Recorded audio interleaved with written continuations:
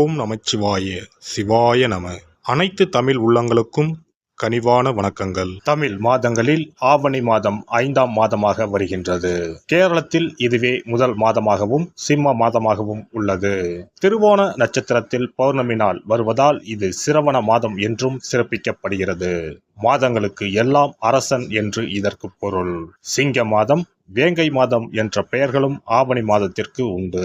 தேடி வந்து வழிபட்டால் ஓடி வந்து வினைகள் தீர்க்கும் விநாயகப் பெருமானின் திரு அவதாரம் நிகழ்ந்ததும் இதே ஆவணி மாதத்தில்தான். மாதந்தோறும் விநாயகருக்கு உகந்த சதுர்த்தி தினம் வந்தாலும் இந்த மாதத்தில் அவர் அவதாரம் செய்த சதுர்த்தி மட்டுமே விநாயகர் சதுர்த்தி என்று சிறப்பித்து கொண்டாடப்படுகிறது.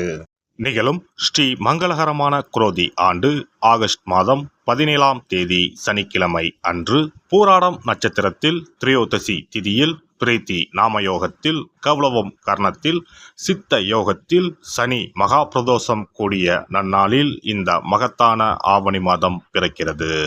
ஆவணி மாத கிரக நிலைகளை பார்க்கும் போது ரிஷப ராசியில் குரு பகவானும் செவ்வாய் பகவானும், கடக ராசியில் புதன் பகவானும், சிம்ம ராசியில் சூரிய பகவானும் சுக்கிர பகவானும் உள்ளனர். கன்னி ராசியில் கேது பகவானின் சஞ்சாரம் உள்ளது.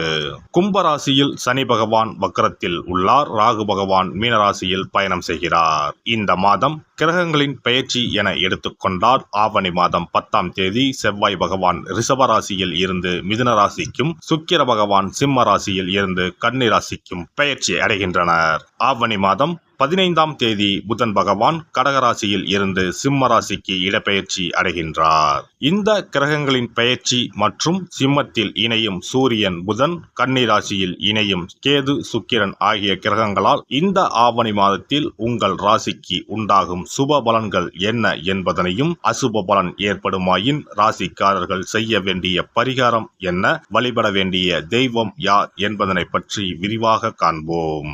உங்கள் வாழ்வில் வளமும் நலமும் செல்வ செழிப்பும் பெற்று வாழ்வில் உயரிய நிலையை அடைய எல்லாம் வல்ல எம்பெருமானை வேண்டி விரும்பி கேட்டுக்கொள்கிறேன்.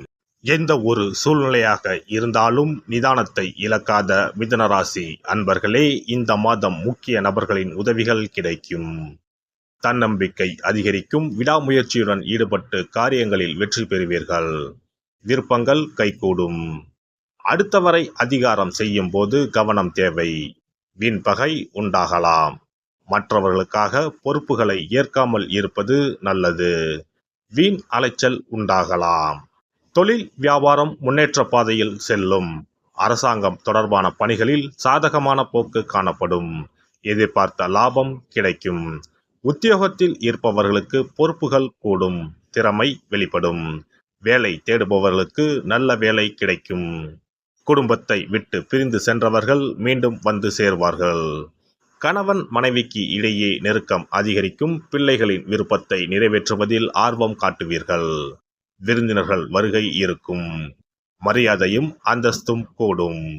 பெண்களை பொறுத்தவரை இம்மாதம் விடாமுயற்சியுடன் காரியங்களை செய்து சாதகமான பலன் பெறுவீர்கள். பணவரத்து திருப்தி தரும். கலைத்துறையினருக்கு வாக்கு வன்மையால் எல்லா நன்மைகளும் கிடைக்கப் பெறுவீர்கள். பணவரவு மன திருப்தியை தரும். புதிய நபர்களின் அறிமுகமும் அவர்களது நட்பும் கிடைக்கப் பெறுவீர்கள். எதிலும் முன்னேற்றம் காணப்படும். அரசியல் துறையினருக்கு நீண்ட நாட்களாக இழுபறியாக இருந்த காரியங்கள் சாதகமாக நடந்து முடியும். வாகனங்களை பயன்படுத்தும் போது கவனம் தேவை. தொழில் வியாபாரத்தில் எதிர்பார்த்த வெற்றிகள் கிடைக்கும். நிதி நிலைமை சீர்படும். மாணவர்களுக்கு கல்வியில் இருந்த தடைகள் நீங்கும். எதிலும் முழு முயற்சியுடன் ஈடுபடுவீர்கள். நட்சத்திர பலன்கள் மிருகசிரிசம் 3-4 பாதங்கள். இந்த மாதம் உங்களது கருத்துக்கு சிலர் மாற்று கருத்து கூறலாம். எதிர்த்து பேசாமல் அமைதியாக இருப்பது நல்லது. மாணவர்கள் எவ்வளவு திறமையாக படித்தாலும் படிக்கும் பாடங்கள் கடினமானவை போல தோன்றும். மனதை தளர விடாமல் படிப்பது வெற்றியை தரும். திருவாதிரை நட்சத்திரம். இந்த மாதம் அடுத்தவருடன் ஏற்படும் பிரச்சனைகளிலும் வாக்குவாதத்திலும் வெற்றியே கிடைக்கும். பணவரத்து கூடும். ஆனால் எந்த காரியத்தில் ஈடுபட்டாலும் அடுத்தவரை நம்புவதில் எச்சரிக்கை தேவை. உங்களுக்கு மிகவும் வேண்டியவர் உங்களை விட்டு விலகிச் செல்லலாம். மாற்று மதத்தினரின் உதவிகள் கிடைக்கும். புனர்பூசம் 1, 2, 3ஆம் பாதங்கள். இந்த மாதம் தொழில் வியாபாரத்தில் எதிர்பார்த்த பணவரவு இருக்கும். போட்டிகள் குறையும். புதிய முயற்சிகளில் ஈடுபட தோன்றும். உத்தியோகத்தில் இருப்பவர்கள் செய்யும் பணிகள் திருப்திகரமாக நடந்து முடியும். எதிர்பார்த்த இடமாற்றம் வரலாம்.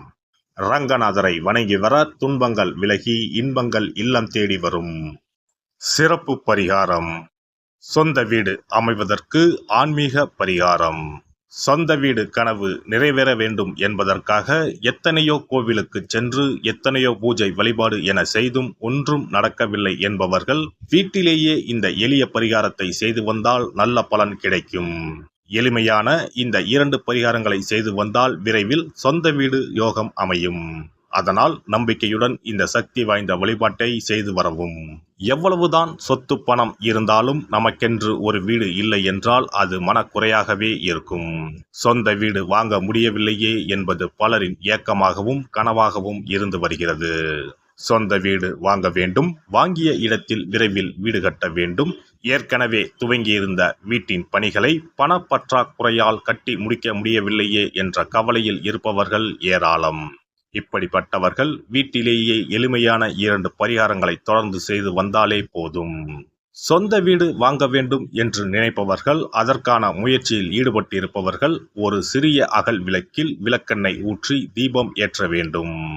மகா விஷ்ணுவின் அவதாரங்களில் ஒன்றான வாமனரை மனதில் நினைத்து சொந்த வீடு அமைய வேண்டும் என்று பிரார்த்தனை செய்து கொண்டு மாதந்தோறும் வரும் திருவோண நட்சத்திரத்தன்று வீட்டின் அக்னி மூலையான தென்மேற்கு மூலையில் இந்த விளக்கை ஏற்றி வைக்க வேண்டும்.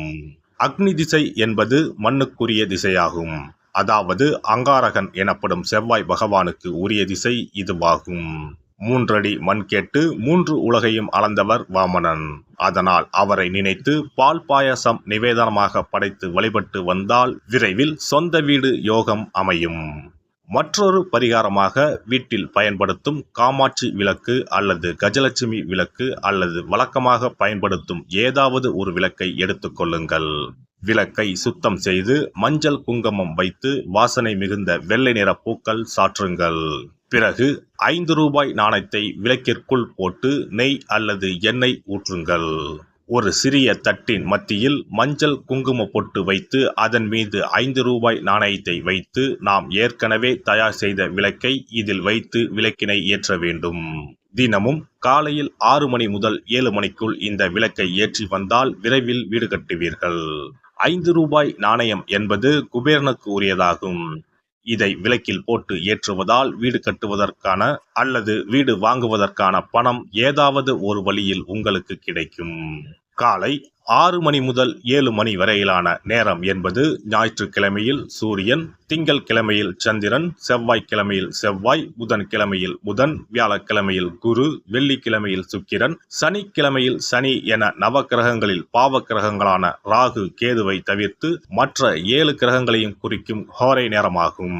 இந்த நேரத்தில் விளக்கு ஏற்றுவதால் நவக்கிரகங்களின் அருள் கிடைத்து பூமி யோகம் உண்டாகும்.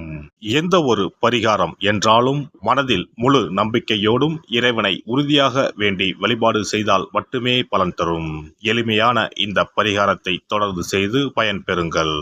எல்லாம் வல்ல இறையருளால் நீங்களும் உங்கள் அன்பு குடும்பமும் உடல் நலம், நீலாயுள், நிறை செல்வம், உயர் புகழ், மெய்ஞானம் ஓங்கி வாழ்க வளமுடன்.